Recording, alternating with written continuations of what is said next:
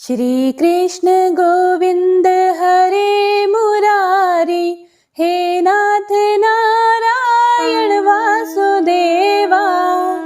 हरे कृष्ण। भगवान श्री हरि विष्णु और माता लक्ष्मी की असीम कृपा से आप सभी भक्तों का यह पावन दिवस सुख शांति और भक्ति से परिपूर्ण हो। हे प्रिय भक्तों, पिछले अध्याय में हमने वैशाख मास में स्नान और तर्पण की विधि एवं उसके महत्व को जाना था और समझा था कि किस प्रकार यह पवित्र कर्म भगवान को संतोष प्रदान करते हैं। आज हम सुनेंगे वैशाख मास महात्म्य का छठा अध्याय, जिसमें श्री माधव अर्थात भगवान श्री विष्णु के पूजन की विधि और उसकी महिमा का विस्तार से वर्णन किया गया है। इस अध्याय में देव ऋषि नारद जी स्वयं राजा को बताते हैं कि किस प्रकार स्नान, दान और तर्पण के साथ साथ श्री हरि का विधिवत पूजन करने से मनुष्य के समस्त पाप नष्ट हो जाते हैं और वह परम पद को प्राप्त करता है। हे प्रिय भक्तों, यह अध्याय हमें सिखाता है कि भक्ति में वैभव नहीं, भाव का महत्व होता है। यदि कोई भक्त प्रेम से केवल जल भी भगवान को अर्पित करता है तो वह भी प्रभु को अत्यंत प्रिय होता है। और साथ ही आज की कथा में आप सुनेंगे एक साधारण कुम्हार और स्वयं भगवान श्री कृष्ण के बीच का प्रेम पूर्ण संवाद, जो हमें सिखाता है कि सच्ची भक्ति और प्रेम से ही प्रभु प्रसन्न होते हैं। साथ ही सुनेंगे एक परम भक्त कृष्णा बाई की कथा, जहां भगवान अपने भक्त की एक छोटी सी वस्तु तक की रक्षा करते हैं। हे प्रिय भक्तों, इन पावन कथाओं को सुनने मात्र से मनुष्य के जन्म मरण के बंधन ढीले होने लगते हैं और हृदय में भक्ति का प्रकाश फैलने लगता है। तो आइए मन, वचन और कर्म को शुद्ध करते हुए गौरी पुत्र श्री गणेश जी, अपने इष्ट देव और भगवान श्री हरि का स्मरण करें और श्रद्धा भक्ति से इस दिव्य कथा का श्रवण प्रारंभ करें। जय श्री गणेश। आइए सबसे पहले सुनते हैं कान्हा जी और कुम्हार की रोचक पौराणिक कथा। ऐसी मान्यता है कि इस कथा को सुनने से 84 लाख योनियों के बंधन से मुक्ति मिल जाती है। प्रभु श्री कृष्ण ने गोपियों के साथ बहुत सी लीलाएं की है। श्री कृष्ण गोपियों की मटकी फोड़ते और माखन चुराते और गोपियां भी श्री कृष्ण का उलाहना लेकर यशोदा मैया के पास जाती। ऐसा बहुत बार हुआ। एक बार की बात है, यशोदा माता प्रभु श्री कृष्ण जी के शैतानियों से तंग आ गई और छड़ी लेकर भगवान श्री कृष्ण जी की ओर दौड़ी।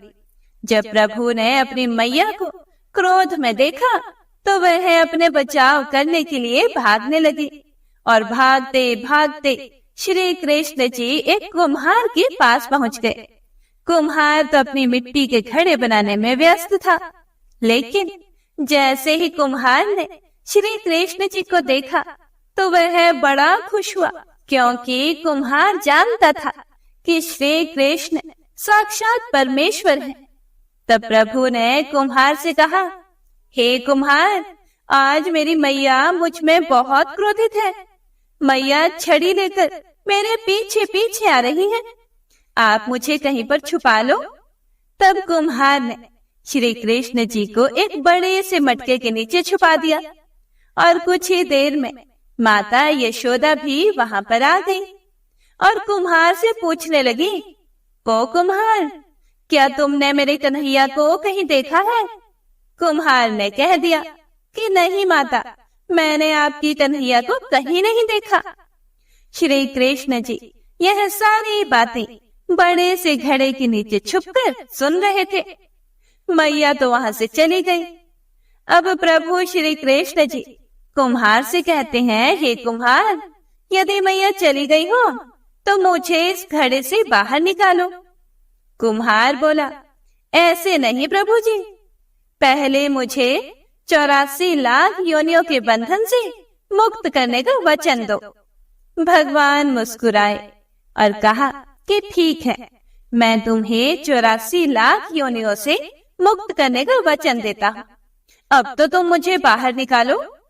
कुम्हार कहने लगा, मुझे अकेले नहीं प्रभु जी, मेरे परिवार के सभी लोगों को भी 84 लाख योनियों के बंधन से मुक्त करने का वचन दो, तो मैं आपको इस घड़े से बाहर निकालूंगा।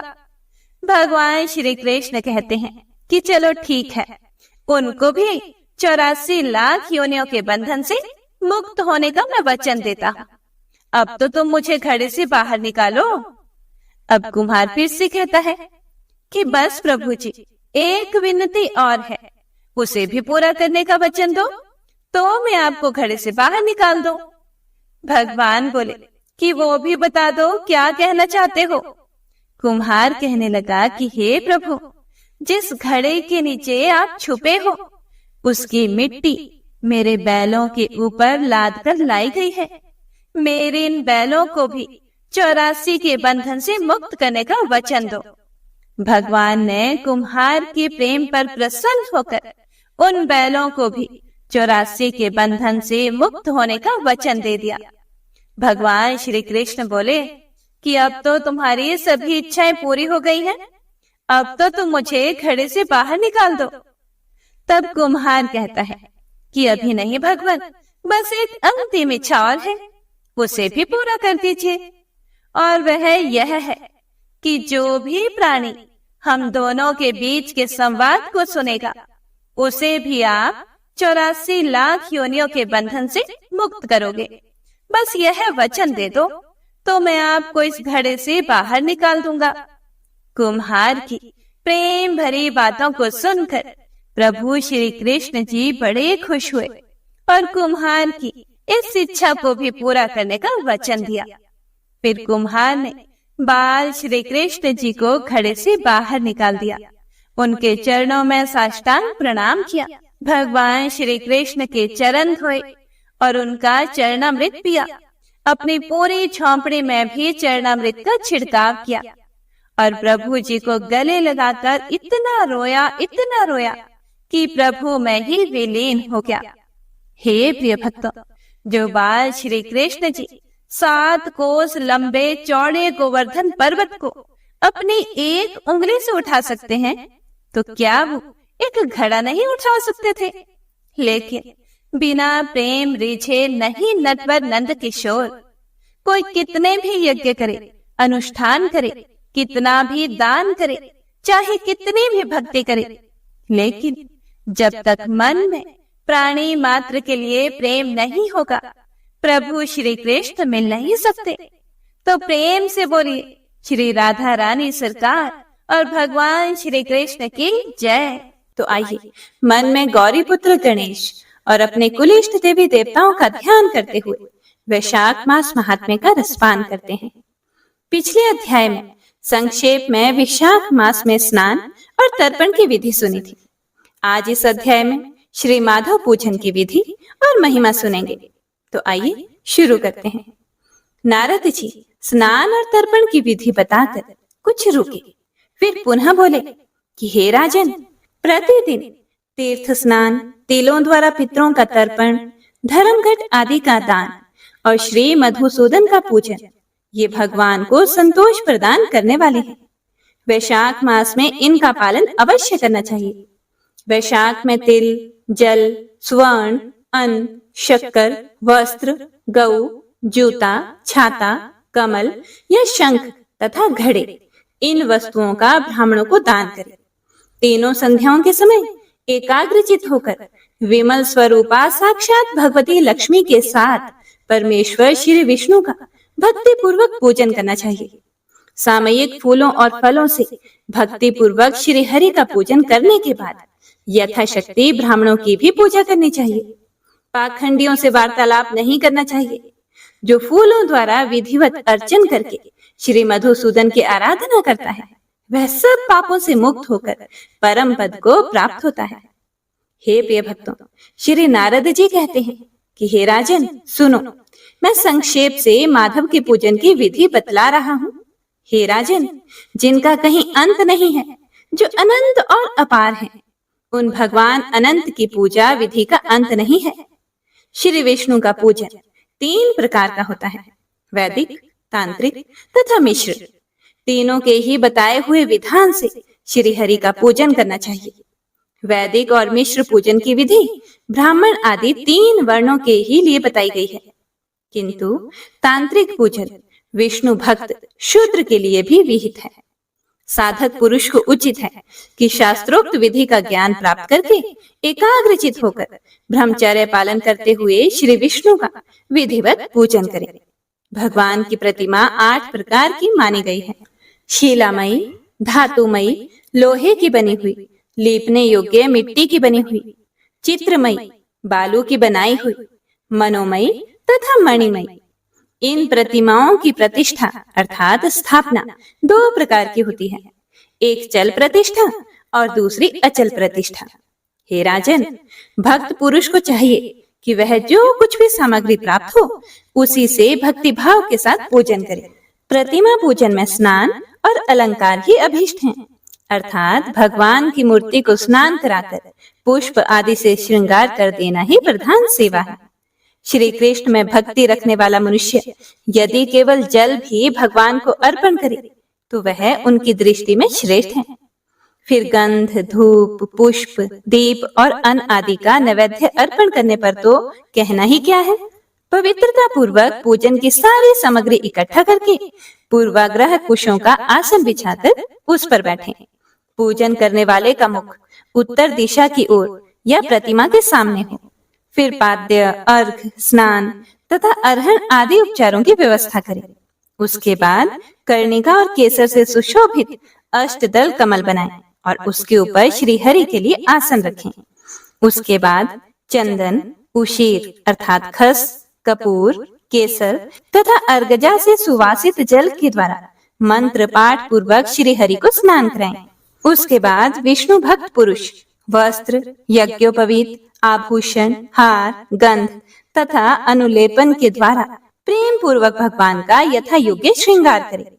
पुजारी को उचित है कि वह श्रद्धा पूर्वक पाद्य, आचमनीय, गंध, पुष्प, अक्षत तथा धूप आदि उपहार अर्पण करे।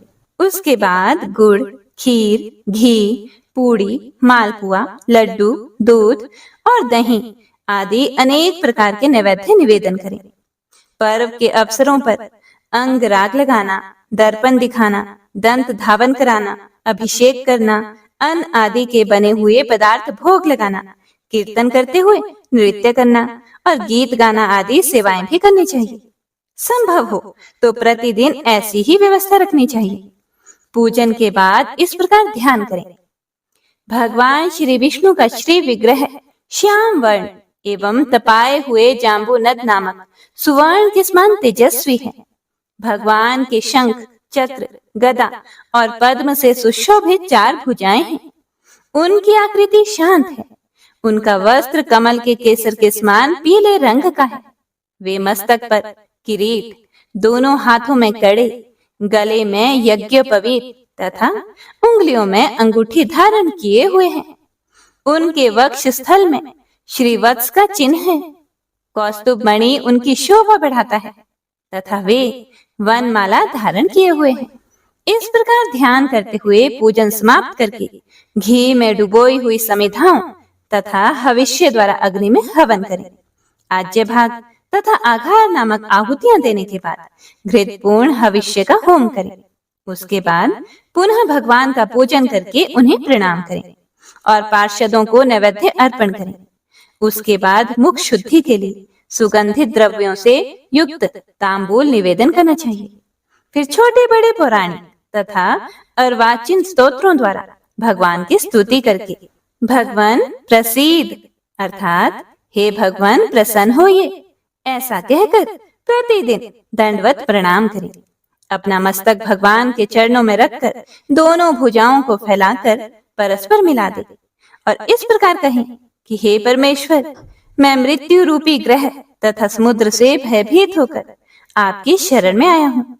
आप मेरी रक्षा कीजिए। इसके बाद भगवान को अर्पण की हुई प्रसाद माला आदि को आदर पूर्वक सिर पर चढ़ाएं तथा यदि मूर्ति विसर्जन करने योग्य हो तो उसका विसर्जन भी करें। ईश्वरीय ज्योति को आत्म ज्योति में स्थापित कर लें। प्रतिमा आदि में जहाँ भगवान का चरण हो वहीं श्रद्धा पूर्वक पूजन करना चाहिए तथा मन में यह विश्वास रखना चाहिए कि जो संपूर्ण भूतों में तथा मेरी आत्मा में भी रम रहे हैं, वे ही सर्वात्मा परमेश्वर इस मूर्ति में विराजमान हैं। इस प्रकार वैदिक तथा तांत्रिक क्रिया योग के मार्ग से जो भगवान की पूजा करता है, वह सब ओर से अभीष्ट सिद्धि को प्राप्त होता है। श्री विष्णु प्रतिमा की स्थापना करके उसके लिए सुदृढ़ मंदिर बनवाना चाहिए तथा पूजा कर्म की सुव्यवस्था के लिए सुंदर फुलवाड़ी भी लगवानी चाहिए। बड़े बड़े पर्वों पर तथा प्रतिदिन पूजा कार्य का भली भांति निर्वाह होता रहे, इसके लिए भगवान के नाम से खेत, बाजार, कस्बा और गांव आदि भी लगा देने चाहिए। ऐसा करने से मनुष्य भगवान के सायुज्य को प्राप्त होता है। भगवान की मूर्ति की स्थापना करने से सार्वभौम अर्थात सम्राट के पद को, मंदिर बनवाने से तीनों लोकों के राज्य को, पूजा आदि की व्यवस्था करने से ब्रह्मलोक को तथा इन तीनों कार्यों के अनुष्ठान से मनुष्य भक्त वत्सा युज्य को प्राप्त कर लेता है। केवल अश्वमेध यज्ञ करने से किसी को भक्ति योग की प्राप्ति नहीं होती। भक्ति योग को तो वही प्राप्त कर सकता है जो पूर्वोक्त रीति से प्रतिदिन श्री हरि की पूजा करता है। हे राजन, वही शरीर शुभ कल्याण का साधक है जो भगवान श्री कृष्ण को साष्टांग प्रणाम करने के कारण धूली धूसरित हो रहा है। नेत्र भी वे ही अत्यंत सुंदर और तपह शक्ति से संपन्न हैं, जिनके द्वारा श्री हरि का दर्शन होता है। वही बुद्धि निर्मल और चंद्रमा तथा शंख के समान उज्जवल है, जो सदा श्री लक्ष्मीपति के चिंतन में संलग्न रहती है। तथा वही जीवा मधुर भाषिणी है, जो बारंबार भगवान नारायण का स्तवन किया करती हैं। स्त्री और शूद्रों को भी मूल मंत्र के द्वारा श्री हरि का पूजन करना चाहिए तथा अन्य अन्य वैष्णव जनों को भी गुरु की बताई हुई पद्धति से श्रद्धा पूर्वक भगवान की पूजा करनी उचित है। हे राजन, यह सब प्रसंग मैंने तुम्हें बता दिया। श्री माधव का पूजन परम पावन है। विशेषतः वैशाख मास में तुम इस प्रकार पूजन अवश्य करना। सूत जी कहते हैं, महर्षिगण इस प्रकार पत्नी सहित मंत्र वेत्ता महाराज अम्बरीश को उपदेश देकर उनसे पूजित होकर विदा लेकर देवऋषि नारद जी वैशाख मास में गंगा स्नान करने के लिए चले गए। लोक में जिनका पावन सुयश फैला हुआ था, उन राजा अम्बरीश ने भी मुनि की बताई हुई वैशाख मास की विधि का पुण्य बुद्धि से पत्नी सहित पालन किया। हे प्रिय भक्तों, भगवान का अपने भक्त के प्रति बहुत ही ज्यादा स्नेह होता है। तो ऐसे ही श्री कृष्ण और उनकी भक्त की बड़ी ही पावन कथा है, प्रेम से सुनिएगा। समुद्र किनारे एक गांव में कृष्णाबाई नाम की बूढ़ी माता रहती थी। वह भगवान श्री कृष्ण की बड़ी परम भक्त थी। वह एक झोंपड़ी में रहती थी। कृष्णाबाई का वास्तविक नाम सुखिया था, पर कृष्ण भक्ति के कारण इनका नाम गांव वालों ने कृष्णाबाई रख दिया था। घर घर में झाड़ू पोछा, बर्तन और खाना बनाना ही इनका काम था। कृष्णाबाई रोज फूलों की माला बनाकर दोनों समय श्री कृष्ण जी को पहनाती थी और घंटों कान्हा से बात करती थी। गांव के लोग यही सोचते थे कि यह बुढ़िया पागल हो गई है। एक रात श्री कृष्ण जी बुढ़िया माई के सपने में आकर अपनी भक्त कृष्णाबाई से बोले कि कल गांव में बहुत बड़ा भूचाल आने वाला है, तुम यह गांव छोड़कर दूसरे गांव चली जाओ। अब क्या था, मालिक का आदेश था। कृष्णाबाई ने अपना सारा सामान इकट्ठा करना शुरू कर दिया और गांव वालों को भी बोला कि कल सपने में कान्हा जी आए थे और वे कह रहे थे कि बहुत बड़ा प्रलय होगा, गांव छोड़कर पास के गांव में चली जा। अब लोग कहाँ उस बूढ़ी पागल की बात मानने वाले थे। जो भी सुनता वही जोर जोर से ठहाके लगाने लगता। इतने में बाई ने एक बैलगाड़ी मंगवा ली और अपने कान्हा की मूर्ति ली और सामान की गठरी बांधकर गाड़ी में बैठ गई और लोग उसकी मूर्खता पर हंसते रहे। बाई जाने लगी। अपने गांव की सीमा पार कर अगले गांव में प्रवेश करने ही वाली थी कि उन्हें कृष्ण की आवाज सुनाई दी। अरे पगली, जा अपनी झोंपड़ी में से वह सुई लेकर आ जिससे तू मेरी माला बनाकर मुझे पहनाती थी। यह सुनकर माई तो बेचैन हो गई और तड़पने लगी कि मुझसे ये भारी भूल कैसे हो गई। अब मैं कान्हा की माला कैसे बनाऊंगी। उसने गाड़ी वाले को वहीं रोका और बदहवास अपने झोंपड़ी की तरफ भागी भागी। गांव वाले उसके पागलपन को देखते और उसका खूब मजाक उड़ाते रहे। माई ने झोंपड़ी के तिनकों में फंसी सुई को निकाला और फिर पागलों की तरह दौड़ते हुए गाड़ी के पास आई। गाड़ी वाले ने कहा कि माई तू परेशान क्यों होती है, कुछ नहीं होगा। फिर माई ने कहा, अच्छा अब चल और जल्दी से अपने गांव की सीमा पार कर। गाड़ी वाले ने ठीक ऐसे ही किया। अरे ये क्या, जैसे ही सीमा पार हुई पूरा गांव ही समुद्र में समा गया। सब कुछ जलमग्न हो गया। गाड़ी वाला भी अटूट कृष्ण भक्त था। येन केन प्रक्रेन भगवान ने उसकी भी रक्षा करने में कोई विलंब नहीं किया। हे प्रिय भक्तों, देखिए प्रभु जब अपने भक्त की मात्र एक सुई तक की इतनी चिंता करते हैं तो सोचिए जरा वह भक्त की रक्षा के लिए कितना चिंतित होते होंगे।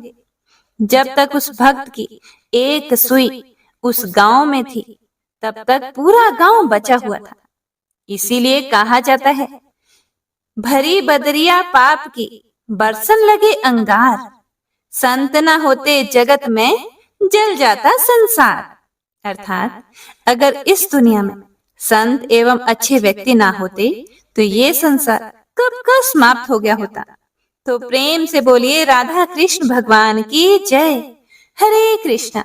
हे प्रिय भक्तों, आइए अब सभी पापों का नाश करने वाले पाप प्रशमन स्तोत्र का श्रवण करते हैं।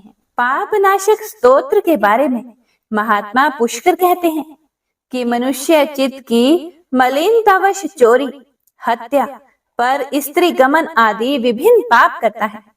पर जब मन कुछ शुद्ध होता है तब उसे इन पापों से मुक्ति की इच्छा होती है। उस समय भगवान नारायण की दिव्य स्तुति करने से समस्त पापों का प्रायश्चित पूर्ण होता है। इसीलिए इस दिव्य स्तोत्र का नाम समस्त पाप नाशक स्तोत्र है। तो आइए पूरे प्रसन्नचित मन से इसे श्रवण करते हैं। पुष्कर जी बोले, सर्वव्यापी विष्णु को सदा नमस्कार है। श्री हरि विष्णु को नमस्कार है। मैं अपने चित्त में स्थित सर्वव्यापी अहंकार शून्य श्री हरि को नमस्कार करता हूँ। मैं अपने मानस में विराजमान अव्यक्त, अनंत और अपराजित परमेश्वर को नमस्कार करता हूँ। सबके पूजनीय, जन्म और मरण से रहित प्रभावशाली श्री विष्णु को नमस्कार है। विष्णु मेरे चित्त में निवास करते हैं। विष्णु मेरी बुद्धि में विराजमान है। विष्णु मेरे अहंकार में प्रतिष्ठित हैं और विष्णु मुझ में भी स्थित हैं। वे श्री विष्णु ही चराचर प्राणियों के कर्मों के रूप में स्थित हैं। उनके चिंतन से मेरे पाप का विनाश हो। जो ध्यान करने पर पापों का हरण करते हैं और भावना करने से स्वप्न में दर्शन देते हैं। इंद्र के अनुज शरणागत जनों का दुख दूर करने वाले उन पापापहारी श्री विष्णु को मैं नमस्कार करता हूँ। मैं इस निराधार जगत में अज्ञान के अंधकार में डूबते हुए को हाथ का सहारा देने वाले परात्पर स्वरूप श्री विष्णु के सम्मुख नतमस्तक होता हूँ। सर्वेश्वर प्रभो, कमल नयन परमात्मन, ऋषिकेश आपको नमस्कार है। इंद्रियों के स्वामी श्री विष्णु आपको नमस्कार है। नृसिंह, अनंत स्वरूप गोविंद, समस्त भूत प्राणियों की सृष्टि करने वाले केशव, मेरे द्वारा जो दुर्वचन कहा गया हो अथवा पाप पूर्ण चिंतन किया गया हो, मेरे उन सभी पापों का प्रशमन कीजिए। आपको नमस्कार है। हे केशव, अपने मन के वश में होकर मैंने जो ना करने योग्य अत्यंत उग्र पाप पूर्ण चिंतन किया है उसे शांत कीजिए। परमार्थ परायण ब्राह्मण प्रिय गोविंद, अपनी मर्यादा से कभी च्युत न होने वाले जगन्नाथ, जगत का भरण पोषण करने वाले देवेश्वर, मेरे पाप का विनाश कीजिए। मैंने मध्याह्न, अपराह्न, सायंकाल एवं रात्रि के समय जानते हुए अथवा अनजाने शरीर, मन एवं वाणी के द्वारा जो पाप किया हो, आपके इन तीनों नामों पुंडरीकाक्ष, ऋषिकेश और माधव, इन तीनों नामों के उच्चारण से मेरे वे सभी पाप क्षीण हो जाएं। हे कमल नयन, हे लक्ष्मीपते, इंद्रियों के स्वामी माधव, आज आप मेरे शरीर एवं वाणी द्वारा किए हुए पापों का हनन कीजिए। आज मैंने सोते, खाते, खड़े, चलते अथवा जागते हुए मन, वाणी और शरीर से जो भी नीच योनि एवं नरक की प्राप्ति कराने वाले छोटे अथवा बड़े पाप किए हों, भगवान वासुदेव के नाम के उच्चारण से वे सभी पाप नष्ट हो जाएं। जो पर ब्रह्म, परम धाम और परम पवित्र हैं, उन श्री विष्णु के संकीर्तन से मेरे पाप लुप्त हो जाएं, जिसको प्राप्त होकर ज्ञानी जन फिर लौटकर नहीं आते। जो गंध, स्पर्श आदि तन्मात्राओं से रहित हैं, श्री विष्णु का वह परम पद मेरे संपूर्ण पापों का शमन करे। महात्म्य, जो मनुष्य पापों का विनाश करने वाले इस स्तोत्र का पठन अथवा श्रवण करता है, वह शरीर, मन और वाणी जनित समस्त पापों से छूट जाता है एवं समस्त पाप ग्रहों से मुक्त होकर श्री विष्णु के परम पद को प्राप्त होता है। इसीलिए किसी भी पाप के हो जाने पर इस स्तोत्र का जप करें। यह स्तोत्र पाप समूहों के प्रायश्चित के समान है। कृच्छ्र आदि व्रत करने वाले के लिए भी यह श्रेष्ठ है। स्तोत्र, जप और व्रत रूप प्रायश्चित से संपूर्ण पाप नष्ट हो जाते हैं। इसीलिए भोग और मोक्ष की सिद्धि के लिए इनका अनुष्ठान करना चाहिए। श्री विष्णु सुनिए विनय, सेवक के चित लाए, कीरत कुछ वर्णन करो, दीजिए ज्ञान बताए। नमो विष्णु भगवान खरारे, कष्ट नशावन अखिल बिहारी, प्रबल जगत में शक्ति तुम्हारी, त्रिभुवन फैल रही उजियारी। सुंदर रूप मनोहर सूरत, सरल स्वभाव मोहनी मूरत, तन पर पीतांबर अति सोहत, बैजंती माला मन मोहत। शंख चक्र कर गदा बिराजे, देखत दैत्य असुर दल भाजे, सत्य धर्म मद लोभ न गाजे, काम क्रोध मद लोभ न छाजे। संत भक्त सज्जन मन रंजन, धनुज असुर दुष्टन दल गंजन, सुख उपजाए कष्ट सब भंजन, दोष मिटाए करत जन सज्जन। पाप काट भव सिंधु तारण, कष्ट नाश कर भक्त उबारण, करत अनेक रूप प्रभु धारण, केवल आप भक्ति के कारण। धरणी धेनु बन सुमहि पुकारा, तब तुम रूप राम का धारा, भार उतार असुर दल मारा, रावण आदिक को संहारा। आप वराह रूप बनाया, हिरण्याक्ष को मार गिराया, धर्म तस्य तन सिंधु बनाया, 14 रत्नन को निकलाया। अमिलख असुरन द्वंद्व मचाया, रूप मोहनी आप दिखाया, देवन को अमृत पान कराया, असुरन को छवि से बहलाया। कूर्म रूप धर सिंधु मझाया, मंद्राचल गिरि तुरंत उठाया, शंकर का तुम फंद छुड़ाया, भस्मासुर को रूप दिखाया। वेदन को जब असुर डुबाया, कर प्रबंध उन्हें ढूंढवाया, मोहित बन कर खल ही नचाया, उसी ही कर से भस्म कराया। असुर जलंधर अति बलदाई, शंकर से उनकी नहीं लड़ाई, हार पार शिव सकल बनाई, कीन सती से छल खल जाए। सुमिरन कीन तुम्हें शिवरानी, बतलाए सब विपत कहानी, तब तुम बने मुनीश्वर ज्ञानी, वृंदा की सब सुरति बुलानी। देखत 3 धनुष शैतानी, वृंदा आए तुम्हें लपटाने, हो स्पर्श धर्म क्षति मानी, हनासुर उर शिव शैतानी। तुमने ध्रुव प्रहलाद उबारे, हिरण्याकुशादिक खल मारे, गणिका और अजामिल तारे, बहुत भक्त भव सिंधु उतारे। हरहु सकल संताप हमारे, कृपा करहूँ हरि सिरजनहारे, देखहूँ मैं निज दर्श तुम्हारे, दीन बंधु भक्तन हितकारे। चाहता आपका सेवक दर्शन, करहूँ दया अपनी मधुसूदन, जानो नहीं योग्य जप पूजन, होए यज्ञ स्तुति अनुमोदन। शील दया संतोष सुलक्षण, विदित नहीं व्रत बोध विलक्षण। करहूँ आपका किस विधि पूजन, कुमति विलोक होत दुख भीषण। करहूँ प्रणाम कौन विधि सुमिरन, कौन भांति मैं करहूँ समरण। सुर मुनि करत सदा सेवकाई, हर्षित रहत परम गति पाए। दीन दुखीन पर सदा सहाय, निज जन जान लेवा अपनाए। पाप दोष संताप नशाओ, भव बंधन से मुक्त कराओ। सुख संपत्ति दे सुख उपजाओ, निज चरणन का दास बनाओ। निगम सदा ये विनय सुनावे, पढ़े सुने सो जन सुख पावे। इति श्री विष्णु चालीसा संपूर्ण। प्रेम से बोलिए विष्णु भगवान की जय। हे प्रिय भक्तों, देखिए हम सब कितने भाग्यशाली हैं, तभी तो वैशाख मास में स्नान कर पा रहे हैं और यह महात्म्य कथाएं भी सुन पा रहे हैं। अब बस थोड़ा सा प्रयत्न करके अपने पुण्य कर्मों को हमें और अधिक बढ़ाना है, क्योंकि हमें पता है जीवन क्षण भंगुर है, अभी है और अभी नहीं। और जब हमें अगली घड़ी का भी पता नहीं कि क्या हो जाए और क्या नहीं, तो क्यों ना इस शरीर का उपयोग करके सभी कर्मों के बंधन से अभी मुक्ति पा ली जाए। अगर आपको मेरी ये बात अच्छी लगे तो इसका सबसे आसान रास्ता है नाम जप करना। याद रखिए, कलयुग केवल नाम धारा। सिर्फ नाम जप करके भक्ति, प्रेम, मुक्ति, शक्ति सब पाया जा सकता है। इसीलिए प्रेम से, मन से, भाव से, हर सांस के साथ जाप करते रहिए। हरे कृष्णा कृष्णा कृष्णा हरे हरे, हरे राम राम राम हरे हरे। हे प्रिय भक्तों, वैशाख मास के महात्म्य के इन वीडियोस को भी ज्यादा से ज्यादा शेयर कीजिएगा, क्योंकि कृष्ण नाम के प्रचार भी एक सेवा ही है। इसीलिए ज्यादा से ज्यादा लाइक कीजिएगा, शेयर कीजिएगा और कमेंट में जयकारा जरूर लगाइएगा। हरे कृष्णा। भगवान का आशीर्वाद आप सभी पर सदा सर्वदा बना रहे।